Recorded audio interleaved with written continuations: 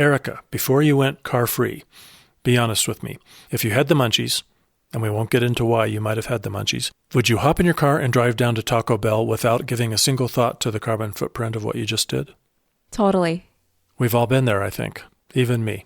We are continuing to talk about transportation and shrinking the carbon footprint of the way we get around. So stick around for this next episode of GrowthBusters.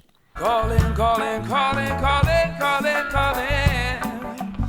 the GrowthBusters. Whoa, whoa, whoa. Erika, when was the last time you got on an airplane? That was earlier this year. I went on several airplane flights. That's right, but before that, how long had it been? Over 5 years. Holy Toledo. Yes, and I will add that I had a good reason to get on an airplane earlier this year. Graduate student visits, very important. Yeah, I don't think I've been on one this year. Thanks, COVID.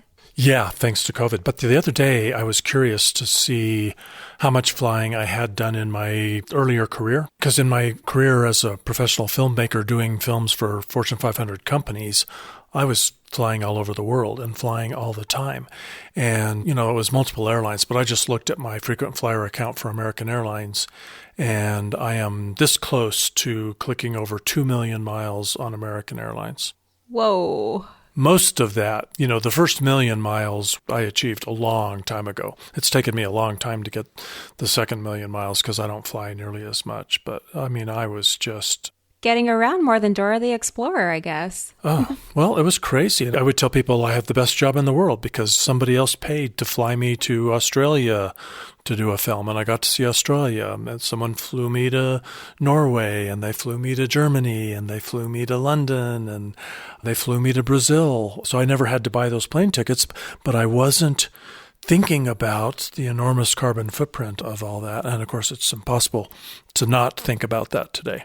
Yeah, so I'm sorry. I'm sorry to your generation for all the flying I did and for not being more acutely aware of climate change and my responsibility for having a smaller footprint. I should have figured that out long ago. Well, the important thing is that you figured it out, and now you are spending your life educating people like me and others. So that's the important thing. Yeah, but transportation is big. It is the biggest share of our carbon footprint. So that's why we're devoting several episodes of the GrowthBusters podcast to that. So welcome to the GrowthBusters podcast. I'm Dave Gardner, director of the documentary GrowthBusters Hooked on Growth, and that's what got me into this, and that's why I'm still here co-hosting a podcast, which is better than ever, thanks to my illustrious co-host. Hi, I'm Erika, Arias, co-host and co-producer of the GrowthBusters podcast. For cutting-edge information about our culture's unsustainable love affair with growth and what we can do about it, visit us at growthbusters.org. So before we jump into our travel topic for this episode, Erika, I want to just mention something, current event that I thought was really relevant. I thought of you. I thought of our great podcast listeners when I read about this. And that is, not too long ago, Apple introduced the iPhone 12 with big to-do, and there's just some interesting things. So one thing, a big round of applause to Apple for not packaging the phone with yet another set of earbuds. Everybody's already got theirs, probably, or a charger, because they don't redesign the charger every time they redesign the iPhone, thankfully. So if you do purchase a new iPhone 12, you don't get a charger, you don't get earbuds. If you need those, you make that as a separate purchase. Yeah, it's interesting. It does save them money, but it also saves on shipping costs, and it saves on the weight that's being shipped around. And it saves on the raw materials, that don't have to be mined and put into manufacturing those unnecessary wall warts and all that crap that you have a box of sitting in your closet. So Apple says that move of eliminating the earbuds and the charger will cut more than 2.2 million metric tons of carbon emissions every year. Oh, that's a lot. Good job, Apple. Yeah, that's huge. But they aren't going without criticism here, because how long has it been since, what was the last iPhone? Was there an iPhone 11 or just an iPhone 10? I forget. I guess there must have been an 11. Gosh, I can't even keep track anymore. Yeah, I can't keep track. But some people are rightly criticizing Apple because they don't go more than a year or two between new models of iPhone. And by adding all these new features and everything, they encourage people to trade up. And the truth is, the iPhone that you bought 8 years ago probably would still do the trick in so many ways. Oh, yeah. I have an iPhone 8. Me too. Yeah. It works just as fine. And it's going to be making more money for Apple. Just if somebody's purchasing the iPhone for the first time and they don't have a charger or earbuds, so they'd have to make those as separate purchases, that might be something too. Oh, that's true. I mean, it's a really complicated subject, and we could do a whole episode about it, and maybe we will sometime, because Apple is really saying that they're very committed to, reducing their footprint and using more and more recycled materials. And if they can actually close the loop somewhat on the recycling, that can be really good. But as long as they are encouraging consumers to get the newest device every year or two, or even every 3 years, they can't claim the mantle of, global environmental citizen. They just need to change their overarching goal. Right. They'd have to go out of business, though, no? I mean, what else? Sort of, yeah. Yeah, because what else would they be doing if they weren't coming up with the next iPhone and innovating new products for people to buy? It's a challenge. It really is, yeah. It's a good thing I don't work for Apple. Guess I won't be anytime soon. They're not going to hire me as a high-powered consultant to come in and tell them how to solve that dilemma, because I'm stumped. And therein lies the bottom line about capitalism. The big question: can we keep capitalism but live sustainably on this one planet? No. You got it figured out. Yeah. I'm afraid you may be right. They're certainly not going to keep their shareholders happy if they stop innovating and encouraging people to buy the next product. So it's toughy. But I'll include links in the show notes to a couple of pretty interesting commentaries about this. That'll give you some of the stats and opinions. It's pretty good reading. They're short reads, but fascinating reading. So we knew we wanted to do yet another episode about travel footprint. And who does that bring to mind when you think about the footprint of your travel? Joshua Spodek. Why is that? The guy is probably the greenest person I have ever, not met, I guess virtually met. He hasn't been on a plane in, how long? 5 years? Mm-hmm. Yeah, I could have had him beat. If I wouldn't have applied for grad schools, I could have had him beat by maybe a year, a little bit more than a year. But yeah, he's really committed to not ever setting foot in a plane. The guy also produces, a bag of garbage a year? That's it. A year? Yeah, he's very committed and one of the most committed people I've ever had the pleasure of getting to know. It used to be, if you looked up obsessive compulsive greenness in the dictionary, my picture was there, but I have been dethroned by Josh Spodek. He's got me beat. Oh, no, you guys are the dream team, for sure. So anyway, we have a few ideas about what we're going to talk about with Joshua, but who knows? You just never know when you bring him on, and our schedules all coincided by some cosmic accident of the universe. So we're going to visit with Joshua and talk about travel and see what happens. Welcome to GrowthBusters, Joshua. All right, so it's been a while since we have had Joshua Spodek with us on the podcast, and I would love to include you more often, Josh, but we are all so busy. It's just really challenging. But thank you for making time in your schedule today. Glad to be here. We've kind of embarked on a series about travel. So this will be episode 2 out of at least 3 where we will specifically talk about travel. But first, let's just get caught up. I know you've been doing some interesting things. I really want to get a report on your Story of Plastics event that you did, and you probably have other things you'd like to fill us in on.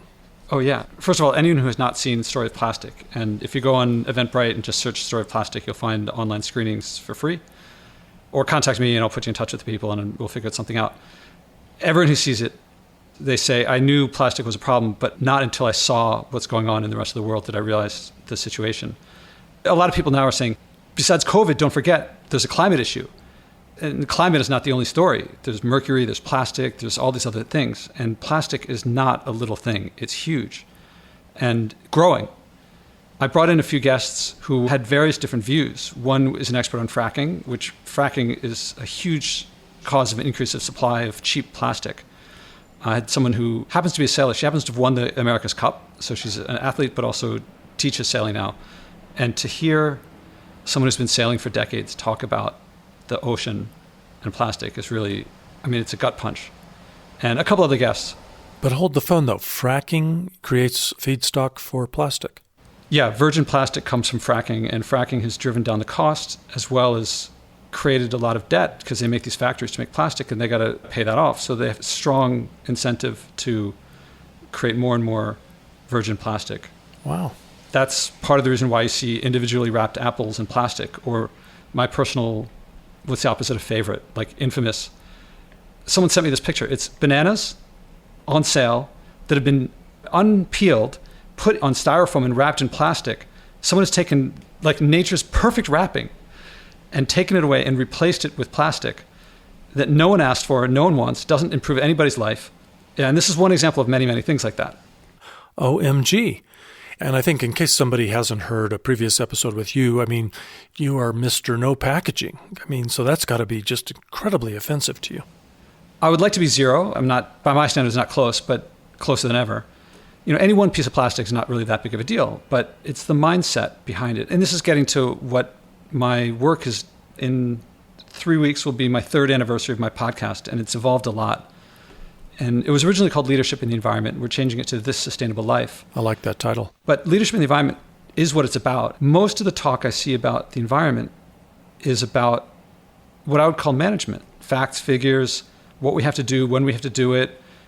A manager seeks compliance. They measure what you can do. They work on deliverables. You can measure, you can see, things like that. This is very important. I don't want anything I say to be saying that that's not important. Leadership is different. Leadership is much more about intangible things, emotions, stories, symbols, beliefs. And a leader who's effective doesn't get compliance, they get inspiration. And I don't see inspiration around the environment. When people try to evoke emotions, they usually talk about kids and grandchildren, but that doesn't really affect people. The book that I'm working on now, and hopefully a TV series, is on bringing the stories. I'm inspired by Carl Sagan's Cosmos. I don't know how many people have seen it, but it's a personal journey, a personal voyage is the subtitle. And it looks like it's about stars and galaxies, but it's also about consciousness and history.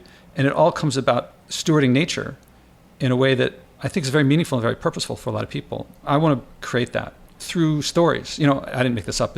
Martin Luther King didn't say, I have a 4-point plan. He did have plans. He knew specifically what to do. He did know how to manage, and he had people on his team who did that. But he said, I have a dream. And the I have a dream speech is extraordinarily inspirational. I can't imagine the United States making it as much as it has. It would be a long way to go without something like that. But there's nothing like that in the air of the environment of inspirational. And I'm starting to think that I'll say it in his language, that I've been to the mountaintop and I've seen the promised land. And in this community, I can say, it's got a planet of maybe 3 or 4 billion people on it that we've achieved in a peaceful, voluntary, non-coercive way. And everyone is living in abundance. But I don't hear people talking that way. It's just like, here's what we have to not do. Here's all these problems. And I hope to be successful at it. I didn't, before we started talking, prepare to get into that mode. But when I do, it can be really exciting. Well, it will be fun to follow your progress on that. I hope so. And I hope, and one of my big advances is discovering some big role models that I hadn't thought of before. A couple of them being, do you know the names William Wilberforce or Dietrich Bonhoeffer? Mm-hmm. So William Wilberforce and his peers, John Newton, Thomas Clarkson, and there's this book, Bury the Chains, by Adam Hochschild, and Amazing Grace by Eric Metaxas. And these guys took on the biggest industry of the greatest empire the world had ever known, which was the slave trade in England. And anyone could have said, what one person does doesn't matter, but a few people took it on and won. Slavery still exists, but it's illegal. And it was a few people did it. The key thing here is that these people doing it, they were in England, and they saw suffering going on across the oceans that they benefited from. And the story of plastic also makes you see what's going on across the oceans that we're benefiting from, but we're not actually there. And one of the common questions is, how much do we have to feel before we act? How many back-to-back years of 500-year hurricanes do we have to face before we act? With the model being that if you don't personally feel it, you're not going to act. Having resources means you don't feel it. It means you're the most protected from suffering from climate, plastic, pollution, things like that. And they're also the people who pollute the most. So if we wait for people to feel it, The problem will happen until there's no one with resources left anymore, until we're all miserable. By contrast, these role models said, it doesn't have to be me feeling it. I look over there and I see people suffering for my way of life. And my way of life is this opulent splendor that's way beyond necessary and not even happy, because you get torn up inside when you know that you're hurting people. These have become big role models for me. Well, I don't want to go down a rabbit hole, but I don't see any signs that the human race has kind of been moving in the direction of having that capability. It seems like fewer and fewer of us really demonstrate that we give a shit about what other people are feeling. Maybe not necessarily do I agree with that. I think with, our Me Too movement, our Black Lives Matter movement, people are able to empathize with the people who they're not necessarily a part of that group, and they're able to fight for these people. And I think that's beautiful. It's wonderful. But how do we sort of apply that to the environment that supports all of us, right? We're able to do that for different groups of people, when it's a very human-centered issue, something that we can see, and it's right before us every single day. Or maybe it's not, but we're still fighting. There's still people here who stand for Black Lives Matter, and, they're not personally affected by it, but they know someone, or they are standing up for what is right. But how do we make that work for the planet? Like, how do we get people's attention to actually care about something that's happening in Indonesia, like in the movie, or, in the Philippines? It's such a faraway problem, but you're right. There's not going to be anybody left if we wait for it to hit us here at home. Well, to address what Dave said first, it's important to see the world that Wilberforce entered. People would show up to Parliament drunk. There was like a lot of gambling, a lot of prostitution, a lot of drinking. I think something like, at the time, 25% of unmarried women were prostitutes in England at the time. Something like that, down to like 16 years old. So our situation now feels much more poignant because we're in it, but it's not like the first time that we've been in situations where people, it's just like, hey, what's in it for me? So for Erika, I think the main thing is, as I put it, if you associate flying with your job and making money, or with your mom on the other coast, and that's how you see family, then not flying sounds like deprivation and sacrifice. But if you connect it with an indulgent thing that people since forever have not been able to fly, it's a very recent thing, and people have been very happy in the past. But in the process, it hurts people, and it's about caring for others. It's about how my behavior affects others, especially those who are helpless to do anything about it. Then it becomes meaningful and purposeful. Take one aspect of flying, like sampling other cuisines or learning about other cultures. Most people in New York City, I might have said this last time, they've never cooked with a turnip. I can go to the farmer's market. Right now, there's like turnips and radishes are all over the place because it's still a lot of greens. Cooking with what's near you connects you more with people who cook with what's near them, more than going there and eating at a delightful little cafe that they made for the tourists. Now, these are just words. It didn't hit me for a long time, but it's something you have to experience. Likewise with other cultures, if people don't connect with the people around you, around themselves, and then they go and visit other places for like a week or a day or a weekend, then it's almost like going to the zoo, like just seeing it from the outside. And you don't want to connect too much because you're polluting on the way there. And so the mindset, as I put it, is I don't have to steward. I get to steward. It is one of the great joys of my life. And no one puts on their gravestone like the number of places they visited. It's all about the relationships you had with your family, with your community, and things like that. Flying around, it gives you a lot of experience. I can't deny that. But so does taking the train around. So does biking around. But it doesn't come without a cost. It's not benign. Planes don't fly in rainbows and unicorns. And human beings have been around for a long time, a lot longer than flying has been around. And we have the same emotional system today that our ancestors did 50,000 years ago, 100,000 years ago, 200,000 years ago. That means that the emotions that we get from travel, adventure, discovery, cultural awareness, and things like that, everything that you get from it, all the emotion, all the value, all the discovery and things like that, people got that before too, but without flying. We wouldn't have those emotions if our ancestors didn't evolve them in some way. So they felt those, but today we feel like we have to pay someone to experience them. If we have to pay for it and pollute to do it, well, they're going to control us with it. If we atrophy the skills to create adventure and discovery and cultural exchange and things like that. I believe that we have less of those things now because we feel we don't know how to develop it on our own, and we have to pay someone to give it to us, and now they hold it away from us until we pay them. Right. We're just owned by everything that we buy and spend our money on. And meaning and purpose and value, that we can create these things. We can also passively get them from someone else. And if you pay someone to fly someplace, you're going to get adventure. That's not the only way to get it. And it's not like we suddenly developed adventure when flying happened. But since this is an episode about travel, and we've actually evolved into that sooner than I thought, my suspicion, though, is that an awful lot of the air travel today is, certainly there's a fair amount of it, and the real long-distance travel is seeking that adventure. But how much of it is just people wanting to be at their friend's wedding or going home for the holidays? And it's probably a little more difficult for people to imagine creating that kind of relationship, time together in a different way. I can tell my experience, and it doesn't get across. Words don't convey experience. We don't learn so well with just lecture. But I can tell you that when I first challenged myself to go for a year without flying, I expected it to be the worst year of my life. And I expected I would miss my family and I would lose income, primarily. And I knew for a fact that on day 366, I would be on a flight. No question, because I was taking one for the team. I was sacrificing for the good of everyone else just to experiment. And it was only a couple months in when I started realizing that I was creating more of what I was missing without the flying. That the flying, it was a mistake on my part to think that the flying was necessary. Now, some things I couldn't change, that I have family that's far away, flying distance away, that I've not seen since not flying. But my total time with family overall has increased, and my connection with them has increased. And I don't mean just like Zooming, going on a Zoom call with someone far away. I mean, the people who are close to me, I spend more time with because I'm not flying around. I didn't expect that. Now, in retrospect, it seems totally obvious. And I can't believe I didn't see it in the first place. But even before the family is far away, they would not have been far away had I not been flying.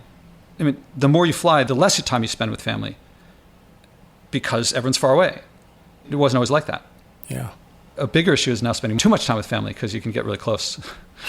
That's a problem I think people have been solving for a long time. And I'm sure everyone during the lockdown has had their experiences of spending too much time with someone. And I presume you guys have had the experience that I have, that like you have the ebbs and flows, but overall you get closer or more understanding. Maybe people get divorced. I'm sure some people have. You just, stop answering every text or call. One of the great things about family is you can't divorce them. Yeah, exactly. I miss the friends, but family, I'm closer to my family than ever. So no complaints there. But back to Story of Plastic, though. So it's a great film. We're going to put a link in the show notes. You suggested searching for it on Eventbrite because people are in the process around the world of hosting these screening events for the film, right? Mm-hmm. Part of your screening event, you convened a panel, and I missed it. I didn't get a chance to see it. Can people see it now, or was it kind of out there once live and it's gone now, lost to us? People can see it now. We recorded it, and I'll send a link on my blog where I posted it, and then they can watch it at double speed so they can save time. If you watch it, don't start multitasking. Don't start checking your email while you watch it. Yeah, pay attention, but I watch fast. Okay, so good report on that. That event went well. Yeah, I should also mention Brooklyn Borough President Eric Adams was another guest. So Brooklyn, turns out, would be the third largest city in the country, so he's not like a small politician. Then we had, do you know J.B. McKinnon, who wrote The Once and Future World? Name sounds familiar, but I'm not familiar with the book. Okay, it's won all kinds of awards, and it changed a lot for me. I'm going to say this too quickly, but he looked at what was the world like before the human population really grew. And what we remember from our childhood is way far gone from what was there before. Let's see, there was one other guest, Vincent Stanley from Patagonia. He's the director of philosophy at Patagonia. He's been with them since 1973. And he, actually hearing him respond, he knows about supply chains and plastics because that's his business for decades. And he was surprised at what he saw. And I think it might affect Patagonia, decisions that they make and supply lines that they choose. Well, that sounds like it's a pretty important film then.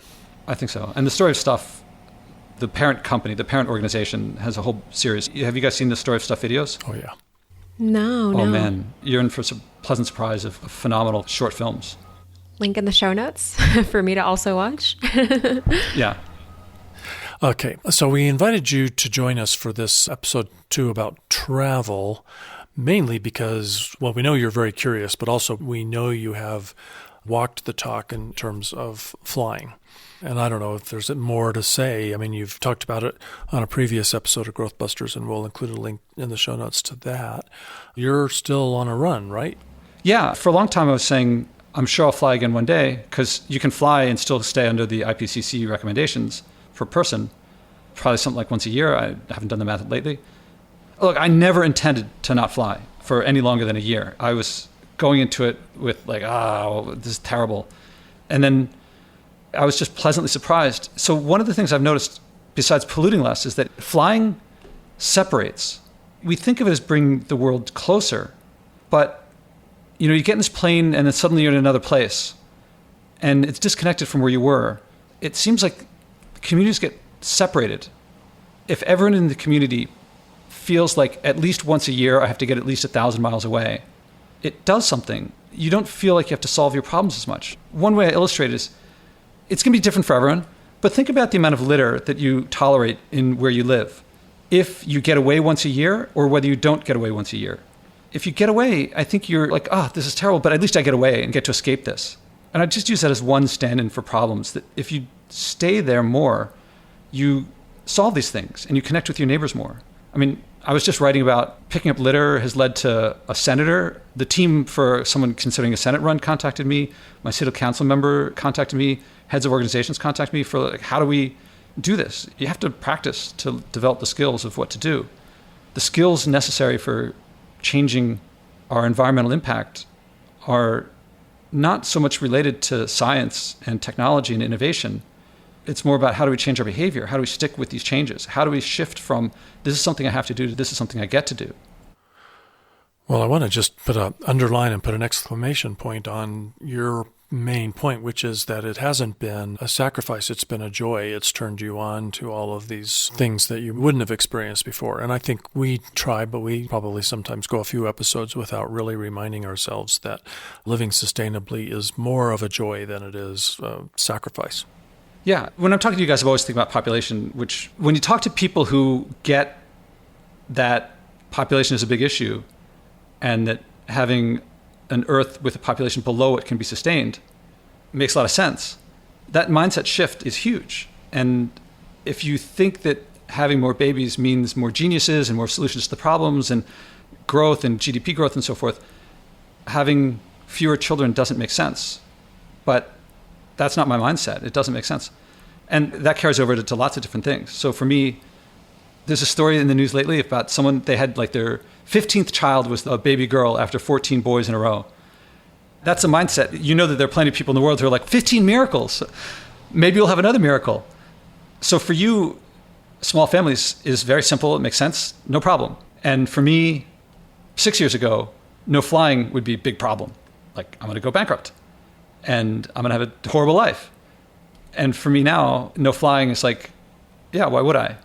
And, okay, so I've taken the train across the country. First, I took the train to Salt Lake City to give a talk there and back. And then I took it to LA. And on the way over, I stopped in Chicago and had lunch with a friend. That was when I wrote my book, was mostly on that train ride. And I had been for several months knowing that I was going to take the 72-hour train ride. Anything that was a long project that was going to take me more than an hour, I thought, I'm going to be on the train. That'll be something for the train. So when we pulled into LA, I actually felt like I want the train to go on because I was getting work done so well. But anyway, I was there. And then on the way back, I stayed with a friend in Houston and then went through New Orleans, Atlanta, and then back to New York. And this is a beautiful country. I don't have to tell you guys that, but it's stunningly beautiful from the ground. And even the train is going kind of fast. And there is absolutely nothing fun about getting on an airplane these days. You're not missing anything there. Oh, yeah, I have no idea. To me, it feels like smoking in a bar before it was made illegal. Everyone thought it was normal. It just seemed like what you would do. In New York, when they passed the law to make, I don't know if it's New York City or New York State, but they passed the law, no smoking indoors. And the naysayers said, if we make it illegal, people want to smoke in bars. They're going to go across the river to Hoboken and go there, and we're going to lose business. 2 years later, Hoboken passes a law, no smoking, because people are going into Manhattan and leaving Hoboken. The naysayers had it backward. And in fact, since we were talking about Wilberforce, Yay. When they were talking about outlawing the slave trade, which we are like, how could you consider having slavery? I mean, it's the clarity with which we see this is perfect. No one would ever propose like reinstating slavery. But at the time, it was normal. People had been like for thousands of years. And they said, if we don't do it, if England doesn't do it, then France will, Spain will, Portugal will, Netherlands will. As long as it's going to happen and there's profit to be made, might as well us be profiting as long as it's going to happen. And then they passed a law on no slave trade. And that gave them the financial incentive and the clarity and credibility to influence the others to outlaw the slave trade as well. So people who think that it's just going to happen anyway, there's nothing you can do about it, they discount what happens when someone takes a leadership role. And this is all available to us. So coming back to something Erika was asking earlier about, how do we do this? Big cultural changes, they have to start with people who care, but you don't have to change 100% of the people. And there's a lot of people who are looking for leadership and looking to change. And I don't know what the percentage is. I was talking to, I'm going to say her name wrong. She's Swedish, so it looks like Maya Rosen, but it sounds awesome when she says it in Swedish. And she has not flown, I think, for about 10 years. Anyway, we stay on the ground. And she gave a TED Talk, and I had her on the podcast. And she said that in Sweden, for 8 years up until about 2 years ago, if you suggested considering not flying, they would say the same thing any American today will say, which is, well, work, family, got to do it, want to go to Thailand, stuff like that. And then a couple things happened. One was that 2 celebrities wrote letters to the editor saying, we can't do this anymore, we're not going to fly. And I don't know if they were doing it for 1 year or a short period of time or forever or what, because I can't read Swedish. I just saw the articles. But that was one thing. And the other was that a few people did start questioning whether they wanted to fly and started flying less. And it sounds to me like they reached a critical mass of population, not for the whole of Sweden, but at least in some sub-communities, where it went from you had to justify not flying, that required some justification, to flying required justification. The default was not to fly. And I'm listening to this at first thinking a couple things. One is, oh man, I'd like to stay there for a little while because I want to sail there. And I'd like to experience that, to not get this pushback of all this like, Josh, why are you so extreme? Because I'm thinking about the pollution. I'm like, extremely not polluting doesn't seem like particularly extreme. And there they wouldn't say, Josh, you're so extreme. You like to feel comfortable. You like to feel not questioned for things that seem like normal to you. The other was that my strategy on my podcast is to bring well-known people, not Swedish celebrities, but celebrities and very well-known people to share their experiences so that people at home can see they're not the only ones. They're one of many. And hopefully they'll feel like, oh, they're leaders, I want to lead too. Not everyone wants to lead, but the opportunity is there and it's happening. Well, I just want to add to that even if you don't want to lead and you don't feel like you're a leader, that there's something called social influence. And the more people who engage in a certain behavior, that's kind of like a rolling stone and gathering moss. People do tend to behave the way they see other people near them behaving. So if the trend is fewer flights or no flights, it's contagious. You can rub off on your friends and family. Yeah. And Josh, you always make me think of like another idea. So I apologize in advance, listeners, if this is a major tangent. But when you were talking about how much joy you had while you were on the train and you were writing, I mean, you're one of the many people now I know who is very connected to your values, like what is important to you. And you have found a way to really implement that in every single thing that you do, from what you eat to your work to how you speak to people. It's in everything that you do.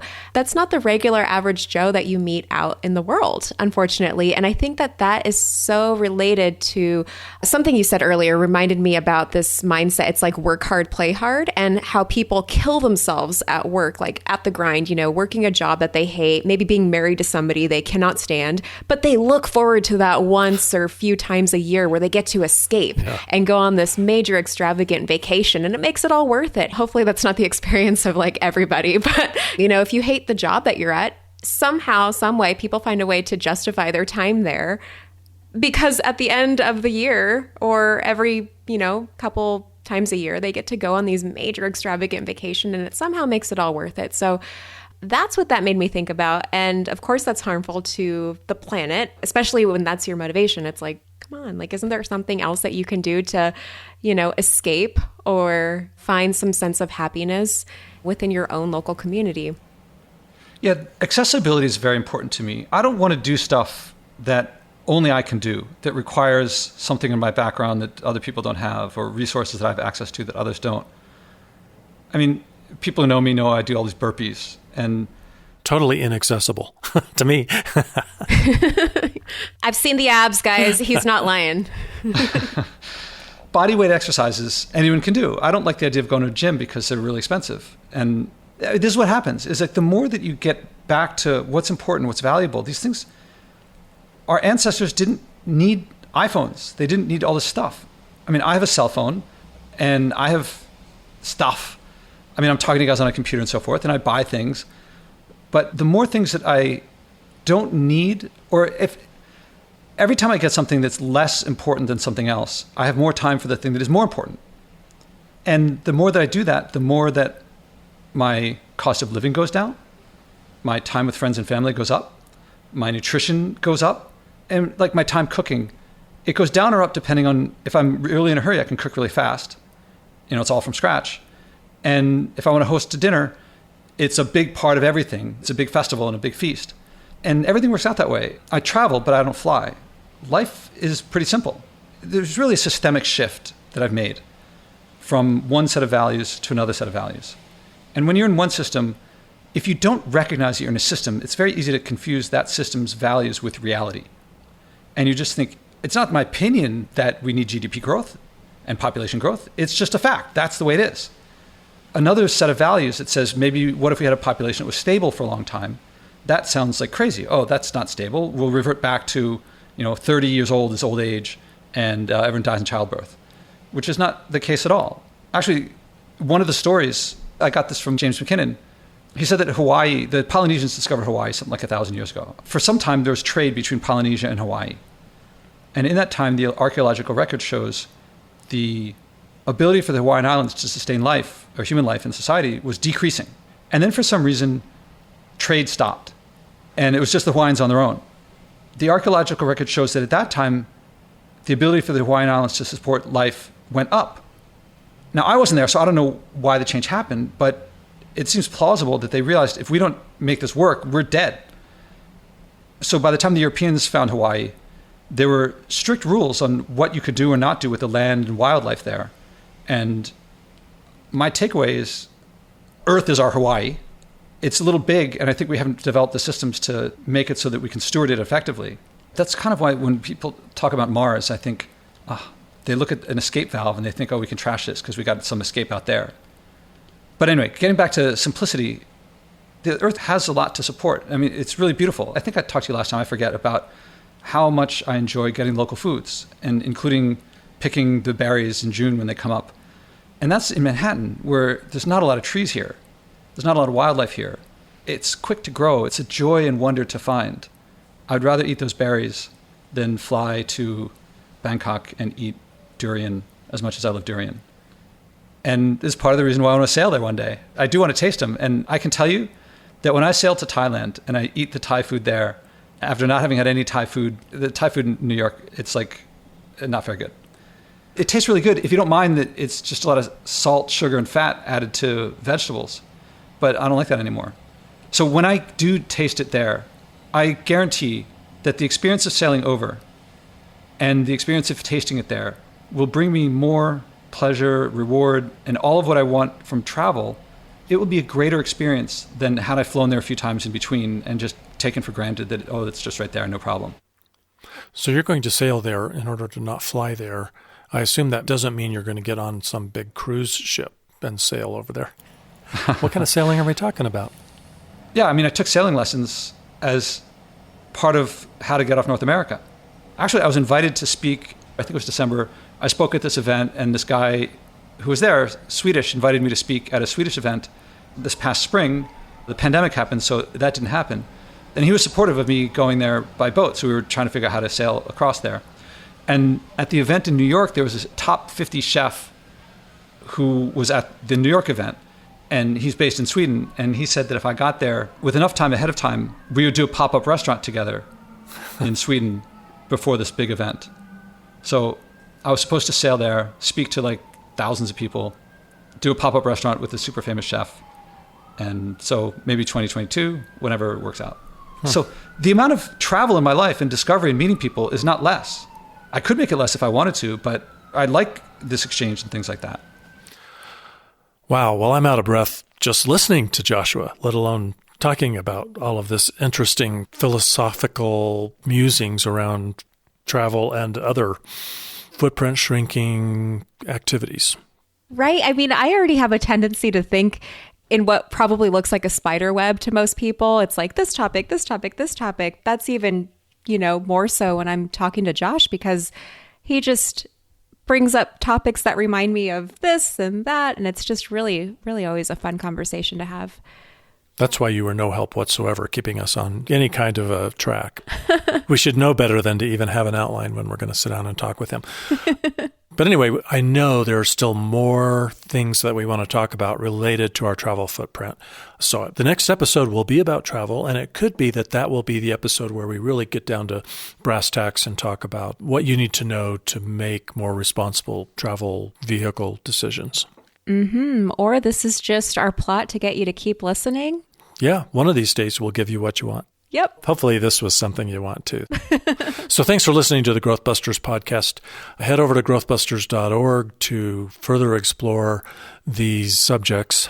By the time you're listening to this episode, you've missed the free Black Friday screening of GrowthBusters Hooked on Growth, but you can still see the movie. You can rent it pretty inexpensively online. You can find it on Amazon or head over to growthbustersmovie.org. You can order a DVD if you're old-fashioned, and be sure to write to us, podcast@growthbusters.org, if you have any comments about the crazy episode you just heard. And as always, you can find us at growthbusters.org and search for the GrowthBusters podcast on your Facebook, Spotify, and Alexa smart speaker. So until next time, keep growth busting. Some may dream to pave mountains and streams, but not me. I'm a growth buster. Some may just want more, but don't know what it's for, but not me. I'm a growth buster. Don't want a solution at the cost of pollution. They think bigger is better at the cost of the weather, but no, not us. We are the growth busters. Calling, calling, calling, calling, calling, calling. Call the growth busters. Whoa.